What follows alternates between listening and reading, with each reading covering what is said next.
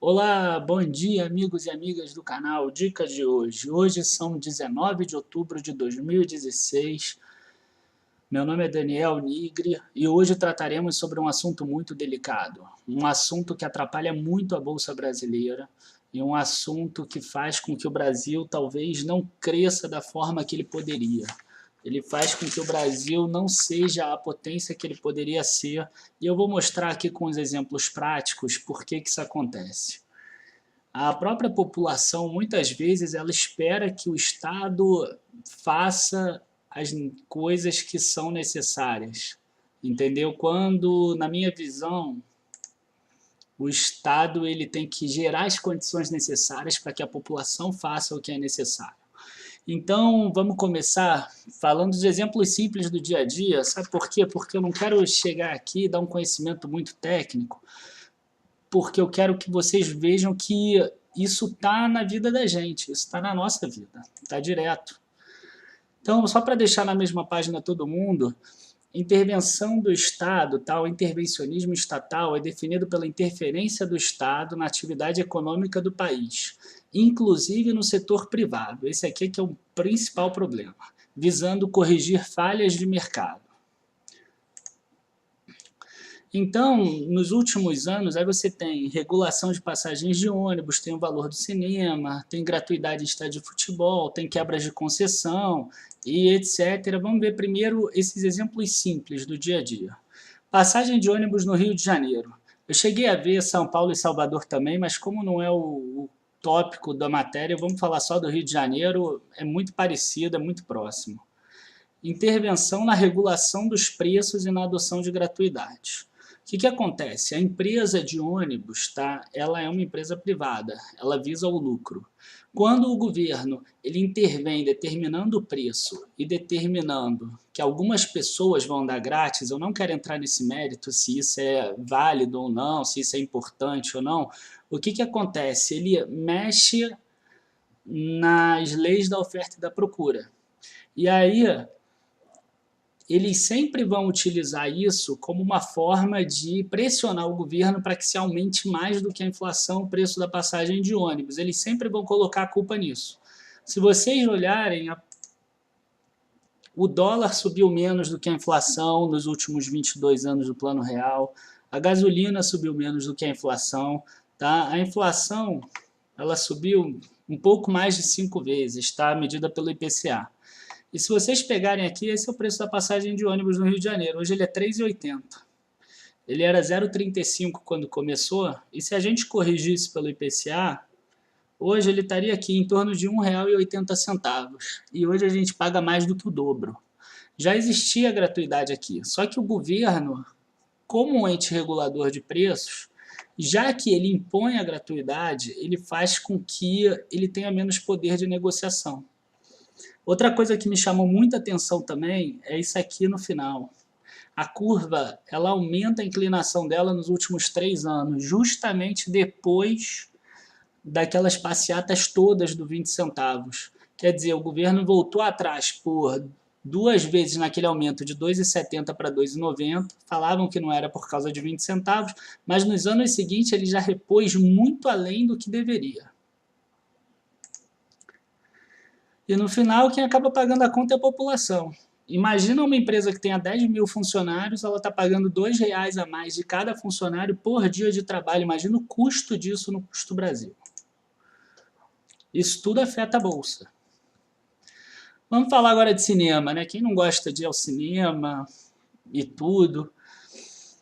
A adoção dessa meia entrada, o que fez com o preço? Fez subir de R$ 2,10 para R$ 28,00. Tem aqui a fonte, o preço médio, isso. Em 22 anos subiu 1.233%. A inflação foi de 515%. Óbvio que tiveram algumas melhorias, teve melhoria no conforto, no som digital, nas cadeiras do cinema e tudo, mas mesmo assim é um valor excessivo, até porque o dólar subiu muito menos, o dólar era a paridade de 1 para 1, hoje ele está em 3,20 mais ou menos, então quer dizer, subiu 220%. E várias coisas que o cinema compra é em dólar, né? Esses materiais, esses equipamentos, o próprio filme, a maioria são internacionais. E o que acontece? O fato é que o cinema começou a precificar o valor de inteira como meia. Na verdade, o cinema que ele cobra R$ 28, mas provavelmente 80% das pessoas pagam 14. Então, o que acontece? O cara que paga 28, ele passa a ser, entre aspas, né, o otário da parada. Ele é o cara que está fazendo certo. Por que isso aconteceu? Porque houve uma intervenção do Estado. Ele chegou em um momento e ele adotou uma política de dar meia entrada para quem é idoso, dar meia entrada para quem é estudante. Isso tinha um fim populista na época, um fim de curto prazo para determinada eleição, o cara conseguiu ganhar votos, só que esse ônus aqui fica para a população depois indefinidamente. Aqui eu estou falando do Maracanã também. Maracanã tem gratuidade para idosos e crianças até 12 anos. O Flamengo, por exemplo, teve 9% de ingressos grátis. Isso custou para o Flamengo 3,5 milhões de reais, que poderia ter arrecadado mais. Os outros clubes também tiveram, mas não é o interesse também do coisa.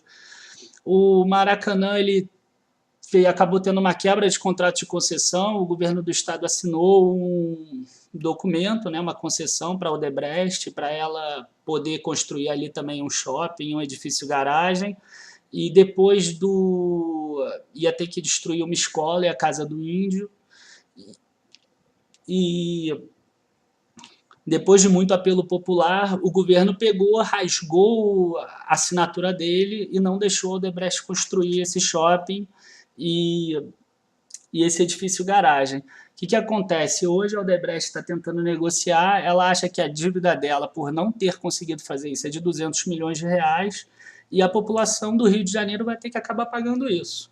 Entendeu? O que acontece? O governador saiu de bem lá no final da história, a escola não foi destruída, os índios ficaram felizes, a casa continua lá, só que a conta de 200 milhões de reais vai chegar para a população do Rio de Janeiro. Tem vários outros exemplos, eu só estou botando alguns para a gente ver os exemplos do dia a dia.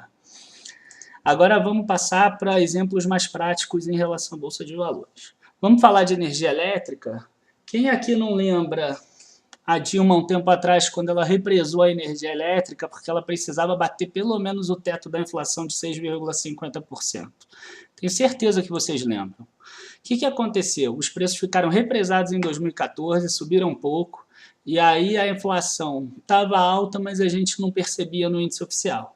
O presidente do Banco Central não precisou fazer a carta para o Ministério da Fazenda, porque a inflação ainda ficou dentro do teto da meta.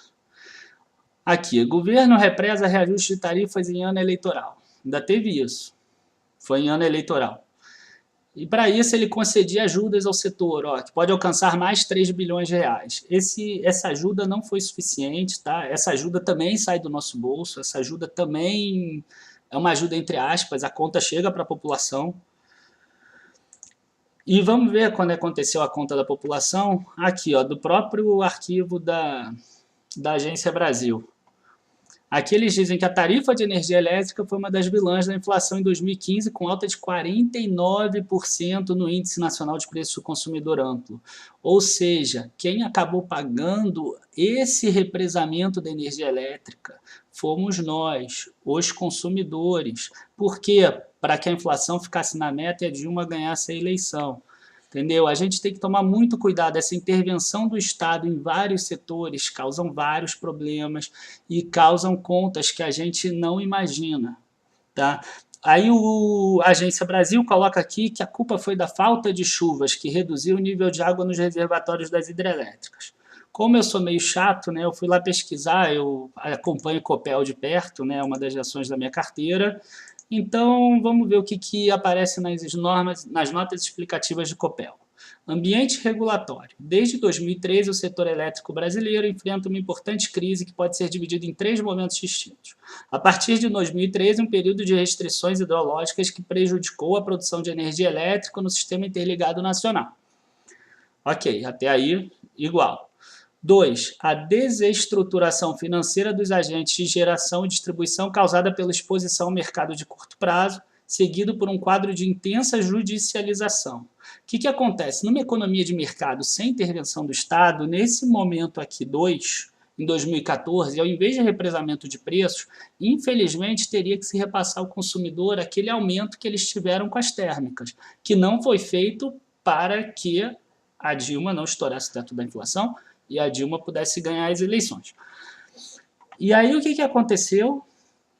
O número 3, repactuação dos passivos contraídos pelos agentes neste período e tentativa de destravamento do setor. Essa repactuação dos passivos significa que houve um aumento de 49%. Por que houve aumento de 49%? Não é porque faltou chuva, é porque não foi tomada a medida certa no momento certo. E isso é intervenção do Estado. O Estado preferiu intervir da forma errada, economicamente falando, para ter um fim diferente do que era o melhor para a população. Vamos falar também de cesta básica? Em 2013, o governo reduziu a 0 o imposto cobrado pela cesta básica. Aqui está o arquivo, inclusive, da Agência Brasil, órgão de comunicação do governo federal. Que maravilha, olha, 55 bilhões que deixamos de arrecadar, não, 55 não, 5,5 bilhões que deixamos de arrecadar, desoneração da cesta básica. Beleza, que governo bom, agora a gente vai poder comprar alimentos mais baratos. Mas será que isso é possível no longo prazo? Em 2015, a cesta básica subiu mais que o dobro da inflação oficial em algumas capitais. Aqui está a matéria também. Aqui está mostrando, tá? Em Salvador chegou a subir 23% contra uma inflação de 10%. A capital que menos subiu foi Manaus, ainda mesmo assim acima da inflação. Tá? O Rio de Janeiro, que eu estou aqui, 16,62%, São Paulo 16,36%, Porto Alegre 20%, Belo Horizonte 19%. E aí o que aconteceu? Aquela intervenção do Estado para parecer bonzinho, diminuindo o preço da cesta básica, para o arroz ficar mais barato, feijão, o que aconteceu? Causou um aumento do preço acima do necessário depois. Ou seja, houve de novo uma intervenção do Estado no mercado que não deveria haver essa intervenção, e quem pagou a conta de novo fomos nós. Sempre no final quem paga a conta é a população. E como a população pobre, ela usa todo o dinheiro dela em consumo, ela acaba pagando mais a conta, tá? Eu posso falar de outras políticas públicas aqui também. Bolsa Família e cotas em universidades, por exemplo. O Bolsa Família, ele é importante no curto prazo, ele tem a sua importância. O custo de 27 bilhões aí do último ano nem é tão grande, porque esse dinheiro volta para o coisa. Eu não acho o Bolsa Família ruim, só que ele tem alguns pecados nele. Ele peca primeiro por não ter um prazo. Ou seja, esse Bolsa Família devia existir, o governo fala assim, nós vamos dar o Bolsa Família por 15 anos ou por 20 anos. Por quê? Nesse prazo, eu vou criar condições econômicas para que as pessoas possam ter empregos e ganhos reais de acordo com sua produtividade. Ou seja, eu vou criar escolas para que essa geração seja melhor, eu vou melhorar essa educação, eu vou fazer com que essas pessoas tenham uma visão diferente e elas... O que acontece hoje? Tá? Uma família, às vezes, ganha lá uns R$300, 320 no Bolsa Família, e uma das pessoas dessa família tem uma oferta de emprego, por exemplo. Tá? Agora está mais difícil emprego, mas era o que acontecer pelo menos até 2014. Aí tinha uma oferta de R$800 de emprego, 700 e pouco que era o salário da época. Aí o que acontecia? Ela pesava o valor desse emprego, o custo de oportunidade do emprego, a percepção dela é que o valor do salário dela não seria R$800, seria 480 ou 500 reais, a diferença entre o salário dela e o valor que ela recebia do Bolsa Família. Porque a partir do momento que ela aceitasse emprego, ela teria que parar de receber o Bolsa Família. Tá? Isso aqui sem fraudes, pela regra seria isso. Então, o que acontece? Você foge do foco principal dele, que é criar as condições boas, e você cria uma população que está mais focada em não conseguir o emprego. Então, você acaba errando duas vezes. Era importante ter um prazo e mostrar para a população que isso não vai ser para sempre. Isso vai ser um prazo para que a população se adapte, consiga se qualificar o suficiente para que chegue no emprego. As cotas em universidades partem do mesmo princípio. O que acontece? Ela é importante no curto prazo, mas ela foge do foco principal também, que é reduzir a desigualdade de ensino entre as escolas públicas e as privadas. Ou seja, o governo interviu aqui, tá, nas cotas das universidades, nas universidades, no ensino como um todo, e ele acabou fugindo do foco principal. O foco do governo deveria ser criar condições econômicas suficientes para que todas as pessoas concorressem em igualdade de condições. Mas ele, ao invés de criar isso, ele prefere criar cotas para não precisar reduzir essa desigualdade de ensino, para continuar o povo alienado, para o povo continuar precisando votar nele, para o povo continuar achando que o importante é que o governo resolva todos os problemas. O governo não precisa resolver todos os problemas. O governo precisa criar condições para que a gente resolva o problema como nós mesmos. Agora vamos para a parte como o intervencionismo afeta a Bolsa de Valores, tá? Porque o nosso canal é da Bolsa de Valores.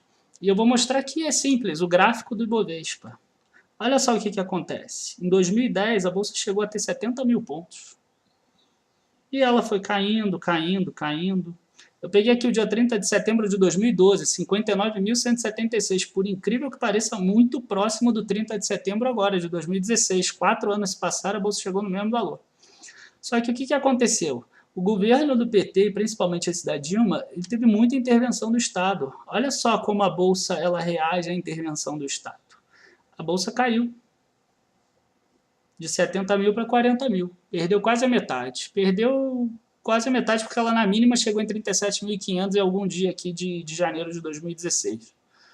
E só de ter um governo que já pensa diferente disso, tá? Ele ainda não conseguiu implantar nenhuma reforma. Só dele pensar diferente disso, a Bolsa já subiu do 37.500 e hoje até para os 63 mil, que já está aqui em cima. Tá? 70% com relação à mínima do ano. Aí você vai me falar assim, não tem nada a ver com intervencionismo, isso tem a ver só com as perspectivas da Bolsa, da melhoria. Bom, então vamos ver, eu fiz um quadro com a rentabilidade de algumas ações estatais e outras ações do mesmo setor, tá, que são privadas. Vamos lá, Banco do Brasil e Banrisul, 2 bancos, tá? Um tem 66% Tesouro Nacional, outro 57% do estado do Rio Grande do Sul. Os dois aqui, tá, cresceram, rentabilidade no ano, quase 100%, 130%. Itaú e Bradesco, os 2 maiores bancos, com retorno sobre o patrimônio líquido maior do que esses dois, 59%, 72%. Mesmo assim, preço sobre valor patrimonial, 1,07, 0,81. Preço sobre valor patrimonial, 1,82, 1,79. Só que mostra a diferença entre um e outro no setor bancário. Vamos ver o setor elétrico agora? Elet 6, Eletrobras, União Federal, Copel, Estado do Paraná, CEMIG, Estado de Minas, controladores, 147%. Copel e CEMIG, olha como a rentabilidade delas é menor do gráfico, porque a parcela que é do controlador é menor. Tá? Então, 60%, 52%. Essa noção de intervencionismo do Estado está aqui, está atrelada a isso. Elas não cresceram tanto porque aqui o Estado ele já consegue intervir menos, o poder dele é menor. Mas mesmo assim, elas estão com deságio em relação ao preço, igual em relação ao valor patrimonial. E do outro lado, a gente tem aqui a CPFL, Equatorial e Energias do Brasil. Inclusive acima de 2 vezes o preço sobre valor patrimonial. Aqui eu tenho Sanepar, 215% de rentabilidade ao ano. Preço sobre valor patrimonial, 1,05. Controlador, Estado do Paraná, 52%. Infelizmente, não tem nenhuma privada de saneamento. As outras duas que tem, a Sabesp e a Copasa, também são públicas, tá? Os controladores.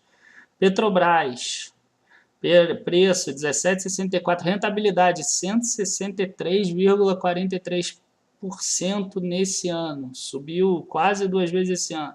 Preço sobre valor patrimonial 0,84, enquanto isso a Ultrapar, que é a dona da Ipiranga, só teve uma rentabilidade de 22,59%, até porque ela está muito esticada, o preço dela sobre valor patrimonial está em 4,69, ou seja, ela está cobrando mais de 3 vezes o valor que ela é no patrimônio dela. Eu espero ter mostrado com esse gráfico que existe uma parcela por causa da melhoria das perspectivas, da melhoria da economia e tudo, que é essa parcela aqui, tá? Em torno de 50% a 60%. E existe uma outra parcela que é relacionada ao intervencionismo do Estado. Esse intervencionismo do Estado fez com que essas ações aqui elas tivessem caído muito, porque ninguém mais esperava a recuperação delas. E só essa perspectiva já fez elas subirem o dobro praticamente dessas aqui do lado. Isso aqui é o custo do intervencionismo do Estado. Eu espero ter deixado isso claro para vocês. Eu sei que o vídeo de hoje pode ser que cause algum transtorno em uma ou outra pessoa, eu já peço desculpa desde já. E era muito legal se as pessoas se conscientizassem disso, começassem a pensar um pouco diferente, o Brasil iria melhorar muito no longo prazo. Muito obrigado a todos, quem gostou compartilha, se inscreve no grupo, muito obrigado e boa tarde. Obrigado.